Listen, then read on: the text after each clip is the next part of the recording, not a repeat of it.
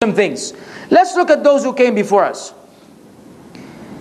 On the authority of Ja'far ibn Burqan, he said, I came to know that Salman al-Farisi, everybody knows the story of Salman al-Farisi, radiyallahu anhu wa ardah. Salman the Persian, who went through a number of religions, including Christianity, before Allah guided him to Islam. You probably have heard the story somewhere in the biography of the Prophet sallallahu alaihi wasallam, or a book called Rijalun Hawla Rasul, Men Around the Prophet sallallahu alaihi wasallam.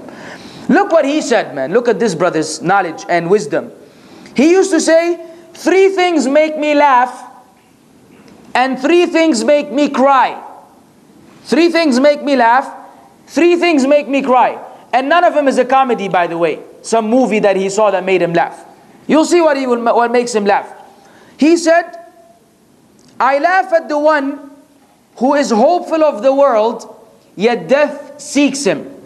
He's looking for the dunya and death is just around the corner. The one who is neglectful of his Lord while he is not neglected by him. You are neglecting Allah Azza wa Jal, but Allah is not negligent of you. He sees and knows every single move that you do. Then he said, I laugh at the one who laughs at the top of his voice, as some of us laugh today, you know, that extreme one, while he does not know whether he is pleasing his Lord or displeasing him. Laughing hard, but you don't know at that state, where do you stand in the sight of Allah? Are you pleasing Allah or are you displeasing Allah? He laughs at those people. Who does he cry? Who does he cry for? 3 things make me cry. Look what makes him cry. Parting from our beloved Prophet Muhammad sallallahu alaihi wasallam and his companions. Separation from the Messenger of Allah, which probably most of us have never cried concerning. Being away from him, not given the chance to see him alayhi salatu wasalam, and even, shake his hand. The terror, the second thing that makes him cry, the terror of the onset of the pangs of death, or the agonies of death. Yani the moment of death. Just before you die, your condition. What would you be in? What condition would you be in?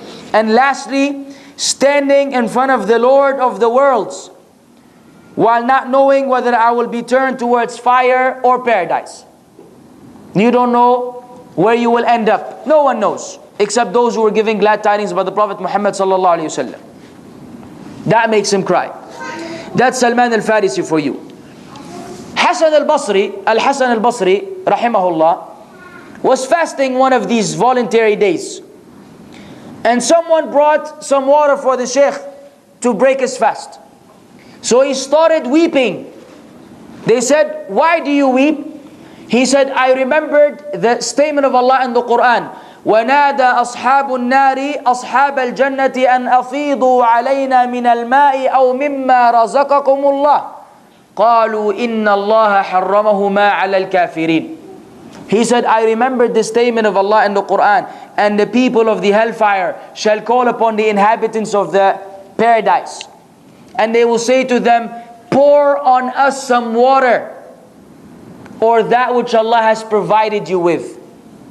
They will beg them for water because of the extensiveness of the heat in Jahannam. What would the people of Jannah tell them? إِنَّ اللَّهَ حَرَّمَهُمَا عَلَى الْكَافِرِينَ. Verily Allah has made them prohibited for the disbelievers.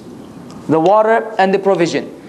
He used to say, it is befitting for the one who knows that death is his place of arrival. The hour is his appointed time. And standing in front of Allah the Most High is his place of meeting, that his sadness lengthens. That you become sad for some duration of time over the reality of these circumstances. Thabit al-Banani said, we were following a funeral procession, janazah, and we saw nothing but people covered in their faces, crying, or covered in their faces while reflecting. You go to the janazah today and people are laughing. In that hall next to it where they're drinking water, regular conversations, as if they did not just finish burying someone in the grave.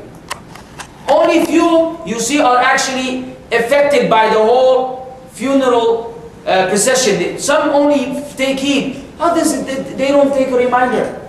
Life goes on for them. But our righteous predecessors were unlike us today.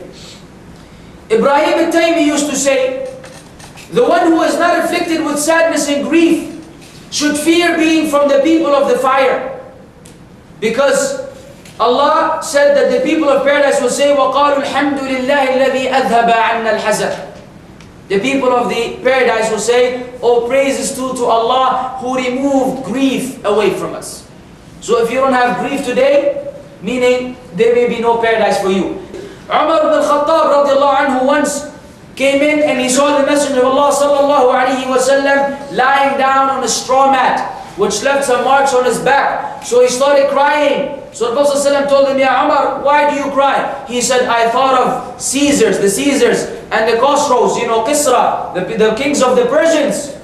And they're sitting on silver beds with adornment and so on and so forth. And you are the Messenger of Allah and you are in this condition. The Prophet ﷺ told him, does it not make you happy that they will have the dunya and we will have the next?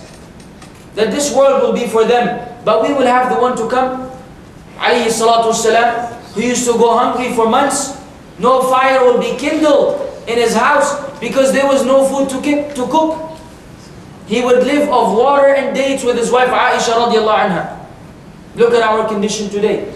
You eat whenever you want, whatever you want, however you want, in whichever restaurant you prefer, with the amount that you like, with cheese and without cheese, with extra sauce and without sauce. Yeah, the way you like it. But that's not how the Prophet ﷺ had it. And we wish to get what he got, alayhi salatu wasalam.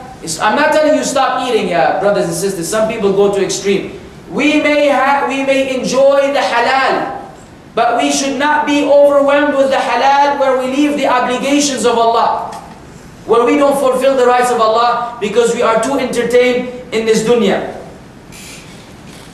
Ibn al-Qayyim al-Jawziyah, again, dealt with the hadith of Hudayfa, which is reported to us by Muslim, Imam Muslim in al-Sahih, rahimahullah. It's the hadith of the fitan.